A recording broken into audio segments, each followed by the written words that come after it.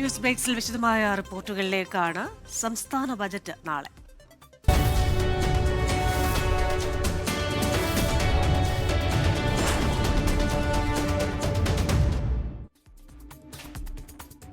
രണ്ടാം പിണറായി സർക്കാരിന്റെ അവസാന ബജറ്റ് നാളെ. സാമ്പത്തിക ഞെരുക്കത്തിനിടയിലും തെരഞ്ഞെടുപ്പ് മുന്നിൽ കണ്ടുകൊണ്ടുള്ള ജനകീയ ബജറ്റിനാണ് സാധ്യത. വിവരങ്ങളുമായി എസ് വിനേഷ് കുമാറാണ് തിരുവനന്തപുരത്ത് നിന്ന് ചേരുന്നത്.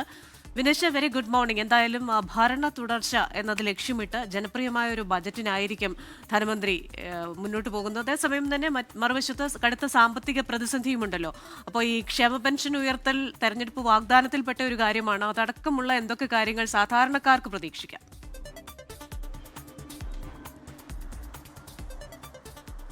Very good morning. എന്തായാലും ഒരു ജനപ്രിയ ബജറ്റ് തന്നെയായിരിക്കും അവതരിപ്പിക്കുക എന്നുള്ള കാര്യത്തിൽ സംശയമില്ല. പക്ഷേ ഇത് എത്രത്തോളം പ്രായോഗിക തലത്തിൽ കൊണ്ടുവരാൻ കഴിയും എന്നുള്ളത് നമ്മൾ കാത്തിരുന്ന് കാണേണ്ട കാര്യമാണ്. കാരണം തെരഞ്ഞെടുപ്പ് അടുത്തിരിക്കെ വളരെ ജനങ്ങൾക്ക് ഉപകാരപ്രദമാകുന്ന പദ്ധതികൾ ധാരാളം പ്രഖ്യാപിക്കാനുള്ള സാധ്യതയുണ്ട്.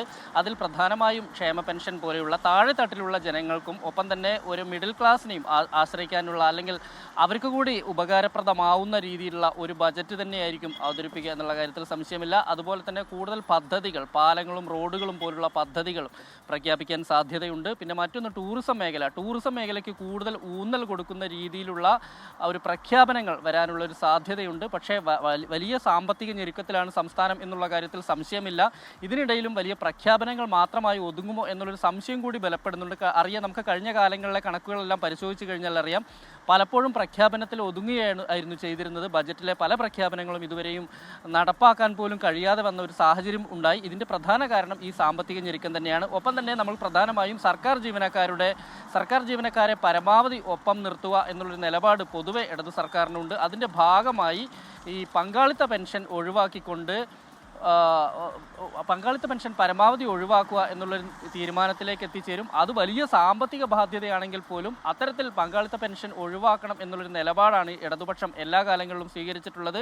അതിനെ സർവീസ് സംഘടനകളെല്ലാം തന്നെ സ്വാഗതം ചെയ്യുകയും നമ്മൾ കണ്ടതാണ്. മറ്റൊന്ന് കാർഷിക മേഖലയാണ്. നമുക്കറിയാം, കാർഷിക മേഖല വലിയ പ്രതിസന്ധിയിൽ നിൽക്കുന്ന ഒരു കാലമാണ്. പാലക്കാട് ഉൾപ്പെടെ നെൽസംഭരണത്തിലെല്ലാം തന്നെ വലിയ വീഴ്ചകൾ സംഭവിക്കുന്നു. കൃത്യമായി കർഷകർക്ക് അതിൻ്റെ തുക ലഭിക്കാതെ വരുന്ന സാഹചര്യമുണ്ട്. ഇതെല്ലാം പരിഹരിച്ചുകൊണ്ട് എല്ലാ വിഭാഗം ജനങ്ങളെയും ഒപ്പം നിർത്തിക്കൊണ്ടുള്ള ഒരു ജനപ്രിയ ബജറ്റ് തന്നെയായിരിക്കും KN ബാലഗോപാൽ അവതരിപ്പിക്കുക. ശരി, എന്തായാലും സംസ്ഥാനത്ത് സാമ്പത്തിക പ്രതിസന്ധിയുണ്ട്. അതേസമയം തെരഞ്ഞെടുപ്പിന് മുന്നോടിയായിട്ടുള്ള ബജറ്റ് ജനപ്രിയമാക്കണം, ഇങ്ങനെ വലിയ വെല്ലുവിളിയാണ് ധനമന്ത്രി KN ബാലഗോപാലിന് മുന്നിലുള്ളത്. അപ്പോൾ ഈ വരവും ചെലവും കൂട്ടിമുട്ടിക്കാൻ അദ്ദേഹം ഏത് രീതിയിലായിരിക്കും ഈ കണക്കിന്റെ കളി നടത്തുക എന്ന് നാളെ അറിയാം. എസ് വിനേഷ് കുമാറാണ് വിശദാംശങ്ങളുമായി ചേർന്നത്. ബജറ്റ് സമ്മേളനത്തിന് പാർലമെന്റ്.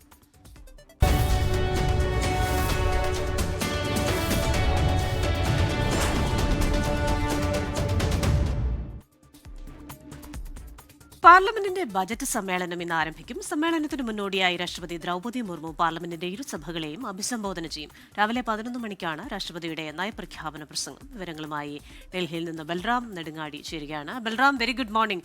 അപ്പോൾ പാർലമെന്റിന്റെ ബജറ്റ് സമ്മേളനത്തിന് തുടക്കമാവുകയാണ്. രാഷ്ട്രപതിയുടെ നയപ്രഖ്യാപന പ്രസംഗം നമ്മൾ ഇന്ന് പ്രതീക്ഷിക്കുന്നുണ്ട്. ഒപ്പം തന്നെ ഈ ഞായറാഴ്ച വരുന്ന കേന്ദ്ര ബജറ്റ്, കഴിഞ്ഞ വർഷം ഒരു ആദായ നികുതി ബൊണാൻസയൊക്കെ നൽകിയിരുന്നല്ലോ. അപ്പോൾ ഏത് മട്ടിലായിരിക്കും ഇത്തവണ ഒരു ബജറ്റ് നമുക്ക് പ്രതീക്ഷിക്കാവുന്നത്? Very good morning Christina. പാർലമെന്റിന്റെ ബജറ്റ് സമ്മേളനം ഇന്ന് ആരംഭിക്കുകയാണ്. ഇന്ന് സമ്മേളനത്തിന് മുന്നോടിയായി രാഷ്ട്രപതി ദ്രൗപദി മുർമു പാർലമെന്റിന്റെ ഇരുസഭകളെയും അഭിസംബോധന ചെയ്യുന്നുണ്ട്. രാവിലെ 11 മണിക്കാണ് രാഷ്ട്രപതിയുടെ നയപ്രഖ്യാപന പ്രസംഗം നടക്കുക. പരമ്പരാഗത രീതിയിലുള്ള നടപടികൾ തന്നെയായിരിക്കും ഇതിനോടനുബന്ധിച്ചുള്ള ചടങ്ങുകൾ എന്നുള്ളതും ശ്രദ്ധേയമാണ്. രാഷ്ട്രപതി ഗാർഡുകളുടെ അകമ്പടിയോടെ രാഷ്ട്രപതി ഭവനിൽ നിന്നും പാർലമെന്റിലെത്തുന്ന രാഷ്ട്രപതിയെ പ്രധാനമന്ത്രി നരേന്ദ്രമോദിയും ഒപ്പം തന്നെ ഇരുസഭകളുടെയും അധ്യക്ഷന്മാർ ചേർന്ന് സ്വീകരിക്കും. 10:55 രാഷ്ട്രപതി ദ്രൗപദി മുർമു പാർലമെന്റിൽ എത്തിച്ചേരുക. അതിനു മുൻപായി 10:45 തന്നെ സഭകളിൽ ഉപവിഷ്ടരാകണം എന്ന് ഇരുസഭകളിലെയും അംഗങ്ങൾക്ക് സഭാധ്യക്ഷന്മാർ നിർദ്ദേശം നൽകിയിട്ടുണ്ട്. ഇതിനുശേഷമായിരിക്കും രാഷ്ട്രപതിയുടെ നയപ്രഖ്യാപന പ്രസംഗം, ഇരുസഭകളെയും അഭിസംബോധന ചെയ്തുകൊണ്ടുള്ള നയപ്രഖ്യാപന പ്രസംഗം നടക്കുക. രാഷ്ട്രപതിയുടെ പ്രസംഗത്തിനുള്ള നന്ദിപ്രമേയ ചർച്ച ഫെബ്രുവരി 2 മുതൽ 4 വരെ 3 ദിവസമാണ് നിലവിൽ ഷെഡ്യൂൾ ചെയ്തിരിക്കുന്നത്. ഇന്ന് മുതൽ ഏപ്രിൽ 2 വരെ 2 ഘട്ടങ്ങളിലായാണ് ഇത്തവണത്തെ ബജറ്റ് സമ്മേളനം നടക്കുക. ഈ സാമ്പത്തിക വർഷത്തെ കേന്ദ്ര ബജറ്റ് ഫെബ്രുവരി 1-നായിരിക്കും ധനമന്ത്രി നിർമ്മല സീതാരാമൻ അവതരിപ്പിക്കുക. ഈ ബജറ്റിൽ പ്രത്യേകിച്ച് കേരളമടക്കമുള്ള 5 സംസ്ഥാനങ്ങളിലെ നിർണായകമായ നിയമസഭാ തെരഞ്ഞെടുപ്പുകൾക്ക് തൊട്ടു മുൻപായി നടക്കുന്ന ഈ ബജറ്റ് പ്രഖ്യാപനത്തിൽ എന്തെല്ലാം പുതിയ പ്രഖ്യാപനങ്ങൾ ധനമന്ത്രിയുടെ ഭാഗത്തു നിന്നും ഉണ്ടാകും എന്നുള്ളത് രാജ്യം നോക്കുകയാണ്. എന്തായാലും ഇത്തവണത്തെ ബജറ്റിന് മറ്റു ചില പ്രത്യേകതകൾ കൂടിയുണ്ട്. ഞായറാഴ്ച അവതരിപ്പിക്കുന്ന ആദ്യ ബജറ്റ് എന്ന പ്രത്യേകതയുണ്ട്. കൂടാതെ ധനമന്ത്രി നിർമ്മല സീതാരാമന്റെ തുടർച്ചയായുള്ള 9ാമത്തെ ബജറ്റാണ് ഫെബ്രുവരി 1-ന് അവതരിപ്പിക്കുക. ക്രിസ്റ്റീന. ശരി, ബൽറാം നെടുങ്ങാടിയാണ് ഡൽഹിയിൽ നിന്ന് വിശദാംശങ്ങളുമായി ചേർന്നത്. എന്തായാലും പല സംസ്ഥാനങ്ങളിൽ തെരഞ്ഞെടുപ്പ് വരാനിരിക്കുകയാണ്. അതുകൊണ്ട് തന്നെ ജനപ്രിയമായ ഒരു ബജറ്റ് കേന്ദ്രത്തിൽ നിന്നും പ്രതീക്ഷിക്കാമെന്നാണ് നമ്മൾ കരുതുന്നത്. ഇനി മറ്റു പ്രധാന വാർത്തകളുടെ വിവരങ്ങളുമായി 24ന്റെ പ്രതിനിധികൾ വിവിധ മേഖലകളിൽ നിന്ന് പ്രേക്ഷകർക്കൊപ്പം ചേരുകയാണ്. കോഴിക്കോട് നിന്ന് അജി കുഞ്ഞുമോനും, കൊച്ചിയിൽ നിന്ന് ആൻമരിയും, തിരുവനന്തപുരത്ത് നിന്ന് എസ് വിനേഷ് കുമാറും, ഡൽഹിയിൽ നിന്ന് ബൽറാം നെടുങ്ങാടിയും ചേരും. ആദ്യം നമ്മൾ പോകുന്നത് കോഴിക്കോടേക്കാണ്. അവിടെ മലബാറിലെ വാർത്തകളിലെ അപ്ഡേറ്റ്സുമായി അജി കുഞ്ഞുമോനുണ്ട്. Aji, very good morning. ഈ കഴിഞ്ഞ ദിവസം ഈ പയ്യന്നൂർ രക്തസാക്ഷി ഫണ്ട് വിവാദവുമായി ബന്ധപ്പെട്ട വാർത്തകൾ വന്നിരുന്നു. അതിൽ തന്നെ വി കുഞ്ഞികൃഷ്ണനെ അനുകൂലിക്കുന്നവരും പ്രതികൂലിക്കുന്നവരും, പിന്നെ അതിനെ അനുനയിപ്പിക്കാൻ പാർട്ടിയുടെ ഒരു ശ്രമം, ഇങ്ങനെയുള്ള കാര്യങ്ങളൊക്കെ വരുന്നല്ലോ. അപ്പോൾ ഇതുമായി ബന്ധപ്പെട്ട എന്തൊക്കെ വാർത്തകൾ പ്രതീക്ഷിക്കാം? ഒപ്പം തന്നെ കടുകിട വിട്ടുകൊടുക്കാനില്ല എന്നാണല്ലോ ഹർഷീന പറയുന്നത്. സമരം വീണ്ടും ആരംഭിക്കുകയാണ് ആരോഗ്യമന്ത്രിയുടെ വസതിക്ക് മുന്നിൽ. വെരി ഗുഡ് മോർണിംഗ് ക്രിസ്റ്റീന സൂചിപ്പിച്ചതുപോലെ തന്നെ മലബാറിൽ ഇന്ന് ഏറ്റവും പ്രധാനപ്പെട്ട വാർത്തകൾ വരുന്നത് കണ്ണൂരിൽ നിന്നുമാണ്. കണ്ണൂരിൽ കുഞ്ഞികൃഷ്ണനെ അനുകൂലിക്കുന്നവരുടെ വീടുകളിൽ ഇന്നലെ തന്നെ പി ജയരാജൻ സന്ദർശനം നടത്തുകയും അവരെ അനുനയിപ്പിക്കാനുള്ള ശ്രമങ്ങളൊക്കെ കണ്ണൂരിൽ നിന്നും നടക്കുന്നുണ്ട് എന്നുള്ളതാണ് കണ്ണൂരിൽ നിന്ന് വരുന്ന പ്രധാനപ്പെട്ട വാർത്തകൾ. പി ജയരാജനാണ് വെള്ളൂർ സ്വദേശി പ്രസന്നന്റെ വീട്ടിൽ എത്തിയത്. ഈ പ്രസന്നൻ കുഞ്ഞികൃഷ്ണനെ അനുകൂലിക്കുന്ന CPM-ന്റെ ഒരു പ്രധാനപ്പെട്ട നേതാവാണ്. അപ്പോൾ അവിടേക്കാണ് അദ്ദേഹം എത്തിയത്. ഇന്നലെ പ്രസന്നന്റെ ബൈക്ക് ഇന്നലെ കത്തിച്ചിരുന്നു. അപ്പോൾ അത് CPM നേതാക്കളാണ് കത്തിച്ചത് എന്ന തരത്തിലുള്ള ഒരു ആക്ഷേപങ്ങൾ ഇന്നലെ ഉയർന്നിരുന്നു. ഇതിനെ തുടർന്ന് വലിയ തരത്തിലുള്ള വിമർശനങ്ങൾ പാർട്ടിക്കെതിരെ ഉയർന്നു. ഈ ഒരു പശ്ചാത്തലം കൂടി കണക്കിലെടുത്താണ് പി ജയരാജൻ പ്രസിഡന്റ് വീട്ടിലെത്തുകയും ഒപ്പം തന്നെ അദ്ദേഹത്തെ അനുനയിപ്പിക്കാനുള്ള ഒരു നീക്കം നടത്തിയത് എന്നുള്ളതാണ് ഏറ്റവും എടുത്തു പറയുന്നത്. മറ്റൊരു പ്രധാനപ്പെട്ട വാർത്ത നേരത്തെ ക്രിസ്റ്റീന സൂചിപ്പിച്ചതുപോലെ ഹർഷീനയുടെ സമരവുമായി ബന്ധപ്പെട്ടാണ്. ഹർഷീനയുടെ സമരം ഇന്ന് മുൻ പ്രതിപക്ഷ നേതാവ് രമേശ് ചെന്നിത്തല ഉദ്ഘാടനം ചെയ്യും. ആരോഗ്യമന്ത്രിയുടെ ഔദ്യോഗിക വസതിക്ക് മുന്നിൽ തിരുവനന്തപുരത്താണ് ഹർഷീന സമരം നടത്തുന്നത്. നമുക്കറിയാം, വയറ്റിൽ ശസ്ത്രക്രിയ ഉപകരണം കുടുങ്ങിക്കിടക്കുന്നതിനെ തുടർന്ന് ഹർഷീന അനുഭവിച്ച ദുരിതങ്ങളും യാതനകളും ഒക്കെ നമുക്കറിയാം. അപ്പോൾ അതിനുശേഷം ഹർഷീന നീതി ആവശ്യപ്പെട്ടാണ് ഹർഷീന സമരം നടത്തിയത്. ഈ പ്രോസിക്യൂഷന്റെ ഭാഗത്ത് പോലും വീഴ്ചയുണ്ടായി. അതുകൊണ്ട് തനിക്ക് നീതി കിട്ടണം. സർക്കാർ പ്രഖ്യാപിച്ച പല വാഗ്ദാനങ്ങളും, ആരോഗ്യമന്ത്രി അടക്കം പ്രഖ്യാപിച്ച പല വാഗ്ദാനങ്ങളും നടപ്പിലായിട്ടില്ല എന്ന തരത്തിലുള്ള ഒരു ആരോപണങ്ങൾ ഹർഷീന ഉന്നയിച്ചിരുന്നു. അപ്പോൾ ഇതിനെ തുടർന്ന് തിരുവനന്തപുരത്താണ് ഹർഷീന ഇന്ന് സമരം നടത്തുന്നത്. അത് മുൻ പ്രതിപക്ഷ നേതാവ് രമേശ് ചെന്നിത്തല ആരോഗ്യമന്ത്രിയുടെ ഔദ്യോഗിക വസതിക്ക് മുന്നിൽ നടക്കുന്ന സമരം ഉദ്ഘാടനം ചെയ്യും. മറ്റൊരു പ്രധാനപ്പെട്ട വാർത്ത, ഇന്നലെ കോഴിക്കോടിനെ തന്നെ നടുക്കിയ ഒരു കൊലപാതകം ഉണ്ടായിരുന്നു എലത്തൂരിൽ. അതായത് കാമുകിയെ കൊലപ്പെടുത്തിയ കാമുകനെ ഇന്ന് പോലീസ് കസ്റ്റഡിയിൽ വാങ്ങും. ഇയാൾക്കെതിരെ വലിയ തരത്തിലുള്ള കുറ്റങ്ങൾ പോലീസ് ചാർത്തിയിട്ടുണ്ട്. കാരണം ഈ പെൺകുട്ടിക്ക് 16 വയസ്സ് പ്രായമായ ഘട്ടത്തിൽ തുടങ്ങി ഇയാൾ പീഡനം തുടങ്ങി എന്ന തലത്തിൽ പോലീസ് കണ്ടെത്തിയിട്ടുണ്ട്. അപ്പോൾ ഇന്ന് പോലീസ് ഈ വിഷയവുമായി ബന്ധപ്പെട്ട് കസ്റ്റഡി അപേക്ഷ നൽകും. ഇതാണ് ഈ 3 വാർത്തകളാണ് പ്രധാനമായും മലബാറിൽ നിന്നും ഡെവലപ്പ് ചെയ്യാൻ സാധ്യതയുള്ളത്. മലബാറിൽ നിന്ന് നമുക്ക് ഇന്ന് പ്രതീക്ഷിക്കാവുന്ന വാർത്തകളുടെ അപ്ഡേറ്റ്സുമായി ചേർന്നത് അജി കുഞ്ഞുമോനാണ്. ഇനി നമ്മൾ പോകുന്നത് ഡൽഹിയിലേക്കാണ്. ഡൽഹിയിൽ ബൽറാം നെടുങ്ങാടിയുണ്ട്. Balram, very good morning again. ഇപ്പോൾ ഡൽഹിയിലെ അല്ലെങ്കിൽ ഉത്തരേന്ത്യയിലെ തണുപ്പ് കുറേ ദിവസങ്ങളായി വലിയ പ്രശ്നമാണ്. എങ്ങനെയുണ്ട് ഈ ഉത്തരേന്ത്യയിലെ തണുപ്പ് ഇപ്പോൾ? ഡൽഹിയിലും തണുപ്പ് കൂടുതലായിരുന്നല്ലോ കഴിഞ്ഞ ദിവസങ്ങളിലൊക്കെ. ഒപ്പം തന്നെ ഈ ആധാർ ആപ്പുമായി ബന്ധപ്പെട്ട വാർത്ത, ഒഡീഷയിലെ ബന്ധുമായി ബന്ധപ്പെട്ട വാർത്ത, വിശദാംശങ്ങൾ. വെരി ഗുഡ് മോർണിംഗ് ക്രിസ്റ്റീന സൂചിപ്പിച്ച പോലെ തന്നെ കഴിഞ്ഞ ദിവസങ്ങളിൽ അല്ലെങ്കിൽ കഴിഞ്ഞ ഏതാണ്ട് ഒരു മാസത്തിലേറെയായി ഉത്തരേന്ത്യയിൽ കടുത്ത തണുപ്പ് അനുഭവപ്പെടുകയാണ്. ശൈത്യതരംഗം ഉത്തരേന്ത്യയിൽ ഇപ്പോഴും തുടരുന്നു എന്നുള്ളത് തന്നെയാണ് ശ്രദ്ധേയമായ കാര്യം.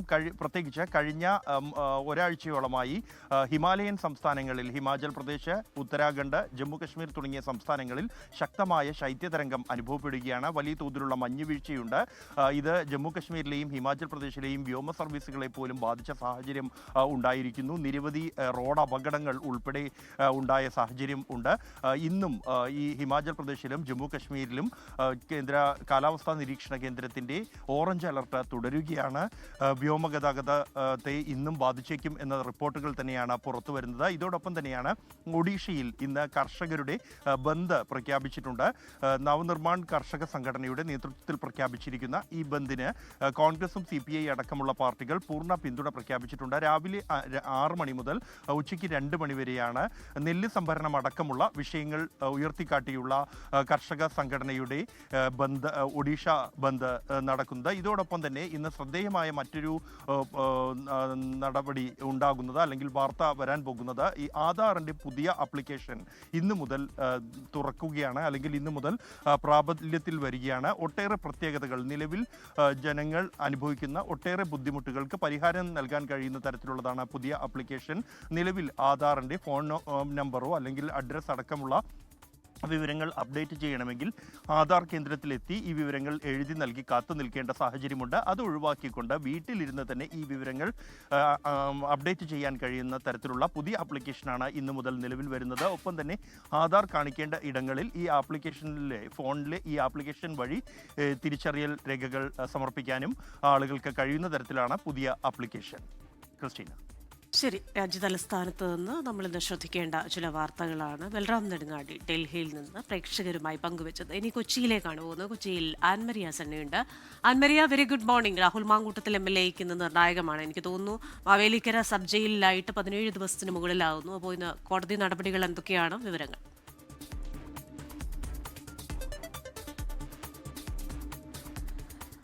Good morning. ശരിയാണ്, ക്രിസ്റ്റിനെ സൂചിപ്പിച്ചതുപോലെ തന്നെ രാഹുൽ മാങ്കൂട്ടത്തിൽ MLA ഇന്ന് അതിനിർണായകമാണ്. 2 കേസുകളാണ് കോടതികളുടെ പരിഗണനയിലുള്ളത്. അതിൽ ഒന്ന് ക്രിസ്റ്റിനെ സൂചിപ്പിച്ചതുപോലെ തന്നെ പത്തനംതിട്ട ജില്ലാ സെഷൻസ് കോടതിയിലും മറ്റൊന്ന് ഹൈക്കോടതിയിലുമാണുള്ളത്. അതിൽ ഏറ്റവും പ്രധാനപ്പെട്ട വാദം നടക്കുന്നത് അല്ലെങ്കിൽ വിധി പറയാൻ പോകുന്നത് പത്തനംതിട്ട ജില്ലാ സെഷൻസ് കോടതിയാണ്.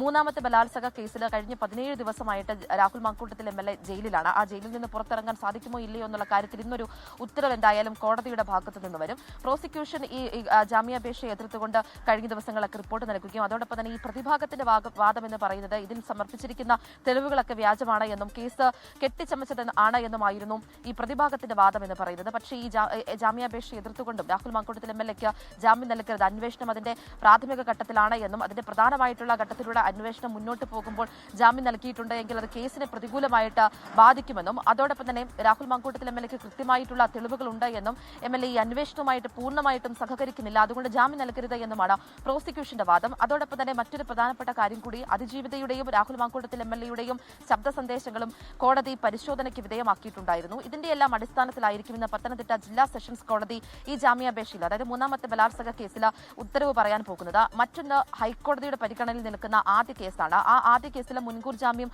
അതുമായി ബന്ധപ്പെട്ട ഹർജികൾ പരിഗണനയിൽ നിൽക്കുന്നത് കൊണ്ട് തന്നെ അതിന് കൃത്യമായിട്ടുള്ളൊരു ഉത്തരവ് വന്നതിന് ശേഷം അല്ലെങ്കിൽ അന്തിമമായിട്ടുള്ളൊരു തീരുമാനം വന്നതിന് ശേഷം മാത്രമേ അറസ്റ്റ് നടപടിയിലേക്ക് കടക്കാൻ പാടുള്ളൂ എന്നുള്ളത് ഹൈക്കോടതി അറിയിച്ചിട്ടുണ്ടായിരുന്നു. ആ കേസിൽ ഇന്ന് വാദം വീണ്ടും തുടരുകയാണ്. ജസ്റ്റിസ് കൗസർ എടപ്പകത്തിന്റെ ബെഞ്ചാണ് ഈ കേസ് പരിഗണിക്കുന്നത്. ഇതിൽ പ്രോസിക്യൂഷൻ ജാമ്യാപേക്ഷ എതിർത്തുകൊണ്ട് കഴിഞ്ഞ ദിവസം ഒരു റിപ്പോർട്ട് നൽകിയിട്ടുണ്ടായിരുന്നു. മറ്റൊരു പ്രധാനപ്പെട്ട ഇതിൽ സത്യവാങ്മൂലമായിട്ട് അതിജീവിതയും രംഗത്ത് വന്നിട്ടുണ്ടായിരുന്നു. രാഹുൽ മാങ്കൂട്ടത്തിൽ MLA ജാമ്യം നൽകരുത്, ജാമ്യം നൽകിയിട്ടുണ്ട് എങ്കിൽ അത് കേസിനെ പ്രതികൂലമായിട്ട് ബാധിക്കും, കേസ് അട്ടിമറിക്കാനുള്ള സാധ്യതയുമുണ്ട്, ജാമ്യം നൽകിയിട്ടുണ്ട് എന്ന് ഈ സത്യവാങ്മൂലത്തിൽ പറയുന്നു. മറ്റു കുറെ ഗുരുതരമായിട്ടുള്ള നിരവധി പരാമർശങ്ങളും ഈ സത്യവാങ്മൂലത്തിൽ നമ്മൾ കഴിഞ്ഞ ദിവസങ്ങളിലെല്ലാം പുറത്തു വന്നത് നമ്മൾ കണ്ടതാണ്. അതിനകത്ത് ഏറ്റവും പ്രധാനപ്പെട്ട കാര്യമായിട്ട് അതിജീവിത പറയുന്നത് ഈ കേസാണ്. അതിൽ 10ഓളം പെൺകുട്ടികളെ രാഹുൽ മാങ്കൂട്ടത്തിൽ MLA അതിക്രൂരമായിട്ട് ലൈംഗിക അതിക്രമത്തിന് ഇരയാക്കിയിട്ടുണ്ട് എന്നും അതിൽ ഒരു പെൺകുട്ടി, അത് പ്രായപൂർത്തിയാകാത്ത ഒരു പെൺകുട്ടി ഉണ്ട് എന്നും ഈ സത്യവാങ്മൂലത്തിൽ പറയുന്നുണ്ട്. ഈ കേസിലും ഇന്നെന്തായാലും കോടതി വാദം കേൾക്കും. അങ്ങനെ 2 പ്രധാനപ്പെട്ട കേസുകളാണ് രാഹുൽ മാങ്കൂട്ടത്തിൽ MLAക്കുള്ളത്. ഇന്ന് നിർണായകമാണ് Rahul Mankoottathil MLA. Christina.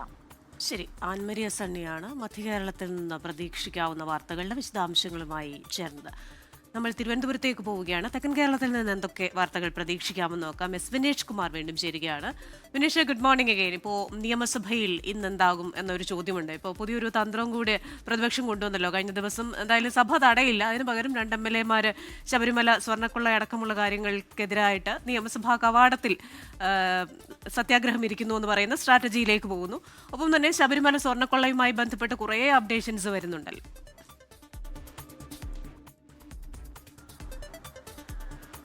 Christina, തീർച്ചയായും സഭ പ്രക്ഷുബ്ധമാകും എന്നുള്ള കാര്യത്തിൽ സംശയമില്ല. സഭയ്ക്ക് അകത്തും പുറത്തും വരും ദിവസങ്ങളിൽ സമരം ശക്തമാക്കാനാണ്, പ്രതിഷേധങ്ങൾ ശക്തമാക്കാൻ തന്നെയാണ് പ്രതിപക്ഷത്തിൻ്റെ തീരുമാനം. ഈ ഒരു സാഹചര്യത്തിൽ 2 MLA-മാർ എന്തായാലും അവിടെ നിരാഹാരം ഇരിക്കുന്നുണ്ടെങ്കിൽ പോലും സഭയിൽ ഈ വിഷയം കൊണ്ടുവരികയും ഇത് ഉന്നയിച്ചുകൊണ്ട് ഭരണപക്ഷത്തെ പരമാവധി പ്രതിരോധത്തിലാക്കുക എന്നുള്ളൊരു ലക്ഷ്യം കൂടി പ്രതിപക്ഷത്തിനുണ്ട്. ആ റോള് കൃത്യമായി അവർക്ക് ചെയ്യാൻ കഴിയും എന്ന് തന്നെ നമുക്ക് പ്രതീക്ഷിക്കാം. എന്തായാലും രമേശ് ചെന്നിത്തലയും VD സതീശനും ഉൾപ്പെടെയുള്ളവർ പല പരിപാടികളിലും പങ്കെടുക്കുന്നുണ്ട്. പല പ്രതിഷേധ പരിപാടികളും ഇന്നലെ ഉണ്ടായിരുന്നു. ഇതുമായി ബന്ധപ്പെട്ടുകൊണ്ട് ഇന്നും ഇത്തരത്തിലുള്ള പ്രതിഷേധ പരിപാടികൾ നടന്നേക്കും. പല ഭാഗങ്ങളും ഇത്തരത്തിലുള്ള സ്വർണ്ണക്കൊള്ള പരമാവധി ഉയർത്തുക എന്നുള്ളതാണ്. കാരണം നിയമസഭാ തെരഞ്ഞെടുപ്പിന് ഇനി മാസങ്ങൾ മാത്രമാണ് ബാക്കിയുള്ളത്. പരമാവധി ഈ വിഷയം ഉന്നയിക്കുക എന്നുള്ളത് തന്നെയാണ്. അത് സഭയ്ക്ക് അകത്തും പുറത്തും ഇത് വലിയ പ്രതിഷേധങ്ങൾ ഉണ്ടാക്കും എന്നുള്ള കാര്യത്തിൽ സംശയമില്ല.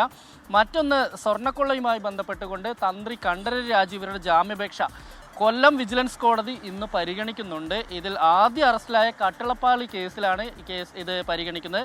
അതിനു മുമ്പുള്ള ദ്വാരപാലക കേസിൻ്റേത് പിന്നീട് ഇന്ന് ജാമ്യാപേക്ഷ നൽകുകയുള്ളൂ.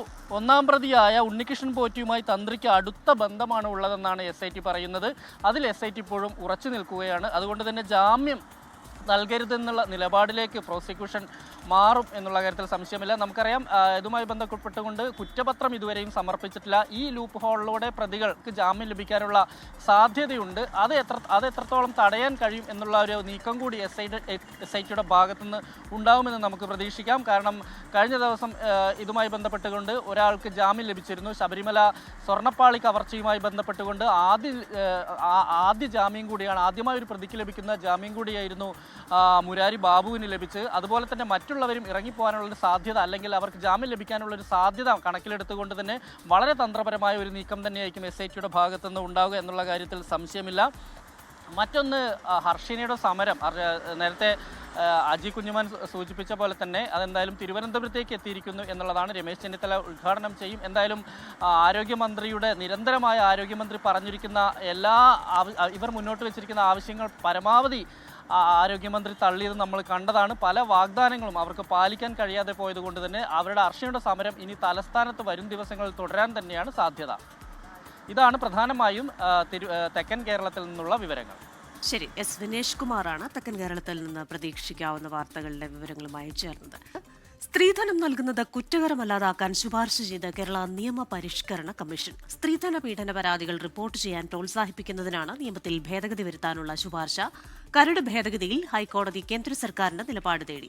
1961 സ്ത്രീധന നിരോധന നിയമത്തിൽ ഭേദഗതി വരുത്താനാണ് കരട് ബില്ലിലൂടെ കേരള നിയമ പരിഷ്കരണ കമ്മീഷൻ നിർദ്ദേശിക്കുന്നത്. നിലവിലെ നിയമപ്രകാരം സ്ത്രീധനം നൽകുന്നതും വാങ്ങുന്നതും ക്രിമിനൽ കുറ്റമാണ്. സ്ത്രീധന പീഡന കേസുകളിൽ പരാതി നൽകാൻ മടിക്കുന്നത് ഇതുകൊണ്ടാണ്. ഈ സാഹചര്യം ഒഴിവാക്കാനാണ് നിയമ പരിഷ്കരണ കമ്മീഷൻ പുതിയ ഭേദഗതി നിർദ്ദേശിച്ചിരിക്കുന്നത്. സ്ത്രീധനം നൽകുന്നത് ക്രിമിനൽ കുറ്റത്തിന്റെ പരിധിയിൽ നിന്ന് ഒഴിവാക്കാൻ കരട് ബിൽ നിർദ്ദേശിക്കുന്നുണ്ട്.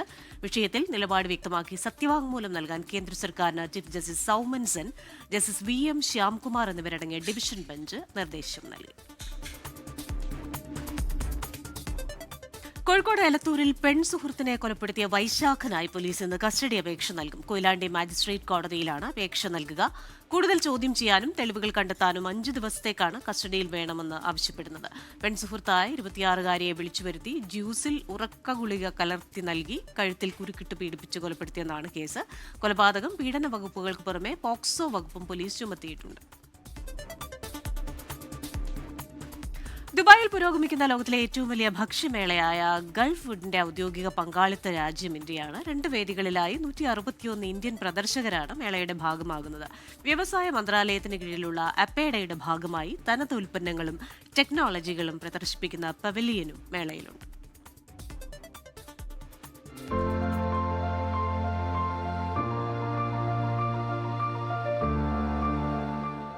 UAEയും ഇന്ത്യയും തമ്മിലുള്ള ഊഷ്മളമായ ബന്ധം ഇരുകൂട്ടരും വർദ്ധിപ്പിക്കുന്നതിന്റെ ഭാഗമായി കൂടിയാണ് ഗൾഫ് ഫുഡിൽ ഇന്ത്യ ഔദ്യോഗിക പങ്കാളിത്ത രാജ്യമായിരിക്കുന്നത്.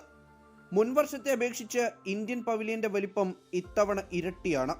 പ്രമുഖ ബ്രാൻഡുകളും ചെറിയ സ്റ്റാർട്ടപ്പുകളും ഉൾപ്പെടെ 161 പ്രദർശകരാണ് ഇന്ത്യയിൽ നിന്നുള്ളത്. കേരളം ഉൾപ്പെടെ 25 സംസ്ഥാനങ്ങളുടെ പ്രാതിനിധ്യവുമുണ്ട്. ഇന്ത്യയുടെ കാർഷിക ഭക്ഷ്യ ഉൽപ്പന്നങ്ങളൊക്കെയും ഗൾഫ് ഫുഡ്സിൽ എക്സിബിറ്റ് ചെയ്യുന്നുണ്ട്. അതിനൊക്കെ വലിയ തിരക്കാണുള്ളത്. ഒരുപാട് ആളുകൾ ഇവിടേക്ക് വരുന്നുണ്ട്. വ്യവസായ മന്ത്രാലയത്തിന്റെ കീഴിലുള്ള agricultural and processed food products development അതോറിറ്റിയുടെ നേതൃത്വത്തിലാണ് കേരളത്തിൽ നിന്നടക്കമുള്ള തനത് ഭക്ഷ്യോൽപ്പന്നങ്ങളും ടെക്നോളജികളും പ്രദർശിപ്പിക്കുന്നത്.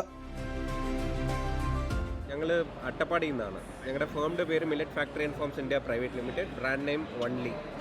ഈ അപ്പിയുടെ ഒരു ഭാരതി ചാലഞ്ച് എന്ന് പറഞ്ഞിട്ടൊരു ചാലഞ്ച് നടത്തിയിട്ടുണ്ടായിരുന്നു. അതിൽ നിന്ന് ഒരു 4,000 സ്റ്റാർട്ടപ്പിനെ വിളിച്ചിട്ട് അതിൽ നിന്ന് അവർ ഷോർട്ട് ലിസ്റ്റ് ചെയ്ത് 10 സ്റ്റാർട്ടപ്പിൽ അപ്പിയുടെ ഭാരതി ചാലഞ്ച് ത്രൂ ഗൾഫ് ഫുഡിലേക്ക് അവർ ഒരു ഫ്രീ, അവരുടെ ഇതാണ് എക്സ്പെൻഡിച്ചർ മൊത്തം അവരുടെയാണ്. ഞങ്ങൾക്ക് ഇവിടെ ഒരു സിഗ്നേച്ചർ പ്രോഡക്റ്റ് ഉണ്ട്. ഇത് വന്നിട്ട് കമ്പിന്നാണ്. കമ്പും പിന്നെ നമ്മുടെ പാം ജാഗരിയും. ഈ product will taste similar like Horlicks. ഇതിനകത്ത് ഗ്ലൂട്ടൻ ഫ്രീ ആണ്, ലോ GI ആണ്, പ്രിസർവേറ്റീവ് അഡിറ്റീവ്സ് ഒന്നുമില്ല. പിള്ളേർക്കൊക്കെ ഒരു സെർവിൽ they will get 3 grams of protein. We have developed innovative and cost-effective solution to enhance the shelf life of fruits and vegetables. We are having developed 2 type of products here we are displaying now. One is the Fruity Fish Sachet. This is the sachet which comes in a secondary package. Just you have to open the package and keep this sachet in the fruits container and close the sachet and close the container, and this will increase the double the shelf life of fruits and also vegetables. We have conducted these trials on 45 different type of fruits and vegetables. Indian സംരംഭകർക്ക് എന്നും ഒരു മികച്ച വേദിയാണ് Gulf food.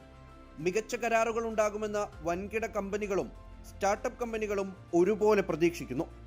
Cameraman Sarath ചെറുകുന്നിനൊപ്പം Muhammad Rahees, 24 Dubai. വാർത്തകൾ തുടരുന്നു. Walkaroo robotic tech quiz 2ാം ഘട്ട ജില്ലാതല ഇന്നോവേറ്റേഴ്സ് എക്സ്പോ കോഴിക്കോട് ജില്ലയിൽ സംഘടിപ്പിച്ചു. സർക്കാർ സ്കൂളുകളിൽ റോബോട്ടിക് വിദ്യാഭ്യാസവും സ്റ്റെം അധിഷ്ഠിത പഠനവും പ്രോത്സാഹിപ്പിക്കുന്നതിന്റെ ഭാഗമായാണ് പദ്ധതി നടപ്പാക്കുന്നത്. വാക്കറു ഫൗണ്ടേഷൻ, ഡയറ്റ് കോഴിക്കോട്, ഡീലെറ്റ് ഇന്റർനാഷണൽ എന്നിവയുടെ സംയുക്ത ആഭിമുഖ്യത്തിലാണ് പരിപാടി സംഘടിപ്പിച്ചത്. വാക്കറു ഫൗണ്ടേഷന്റെ കോർപ്പറേറ്റ് സാമൂഹ്യ പ്രതിബദ്ധതാ പ്രവർത്തനങ്ങളുടെ ഭാഗമായാണ് പദ്ധതി നടപ്പാക്കുന്നത്. സർക്കാർ സ്കൂളുകളിൽ റോബോട്ടിക് വിദ്യാഭ്യാസവും സ്റ്റീം അധിഷ്ഠിത പഠനവും പ്രോത്സാഹിപ്പിക്കുന്നതിന്റെ ഭാഗമായി Walkaroo foundation walk to lead robotic tech quiz സംഘടിപ്പിക്കുന്നത്. കുട്ടികളിൽ റോബോട്ടിക് കഴിവുകൾ വളർത്താനും പ്രശ്നങ്ങൾക്ക് സ്വയം പരിഹാരം കണ്ടെത്താൻ പഠിപ്പിക്കാനും പാഠപുസ്തക പഠനത്തിനോടൊപ്പം പ്രായോഗിക പഠനം നൽകുവാനാണ് പദ്ധതി ലക്ഷ്യമിടുന്നത്.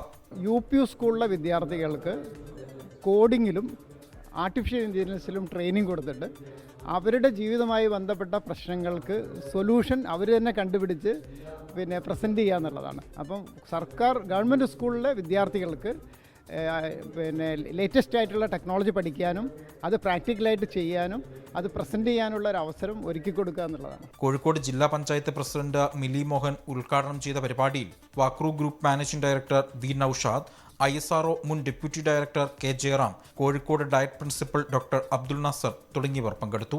24 കോഴിക്കോട്.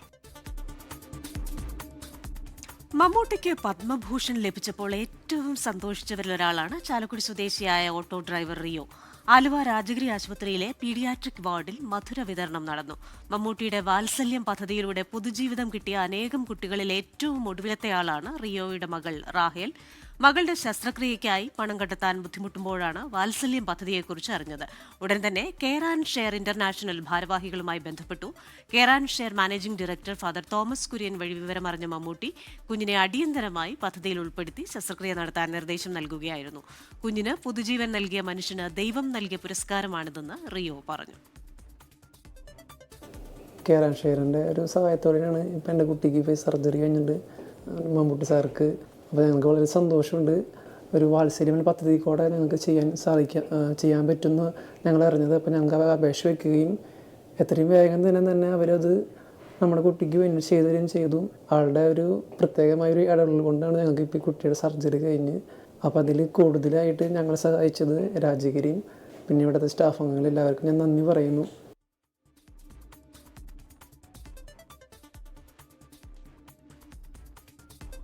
മന്ത്ര ശംഖധ്വനികളാൽ മുഖരിതമായി തിരുനാവായയിൽ നിളാതീരം. കേരളത്തിന്റെ കുംഭമേള എന്നറിയപ്പെടുന്ന മഹാമാഘ മഹോത്സവത്തിന്റെ ഭാഗമായ നിള ആരതി ഭക്തിസാന്ദ്രമാണ്.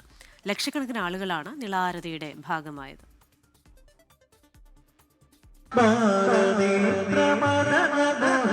സുന്ദര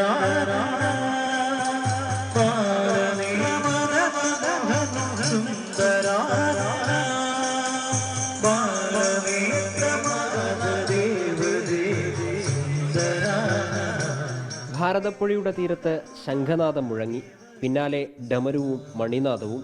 മന്ത്രധ്വനികളിൽ മുഴുകി ഭക്തജനങ്ങൾ.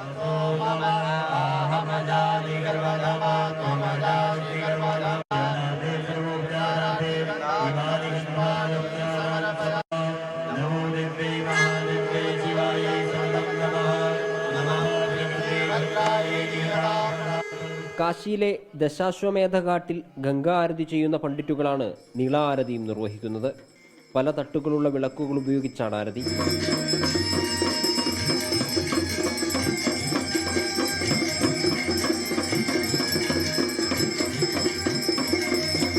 ത്രിമൂർത്തി സംഗമഭൂമിയായ തിരുനാവായിയിൽ നിള ഗംഗാ നദിയാണെന്നും വിശ്വാസമുണ്ട്.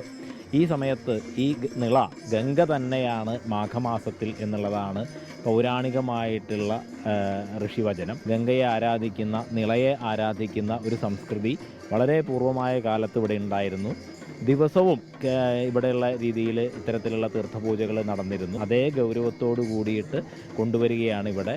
7 പണ്ഡിറ്റുകളാണ് നിള ആരതി ചെയ്യുന്നത്. 3 പേർ ഡമരു കൊട്ടും, 2 പേർ ചടങ്ങുകൾക്ക് നേതൃത്വം നൽകും.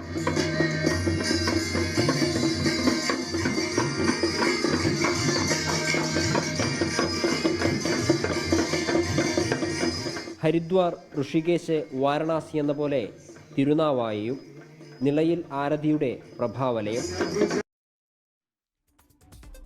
ഈ റിപ്പോർട്ടോടെ ന്യൂസ് ബ്രേക്സിന്റെ സമയം പൂർണ്ണമാവുകയാണ്. ഇനി കാണാം good morning with R Sreekandan Nair. നമസ്കാരം.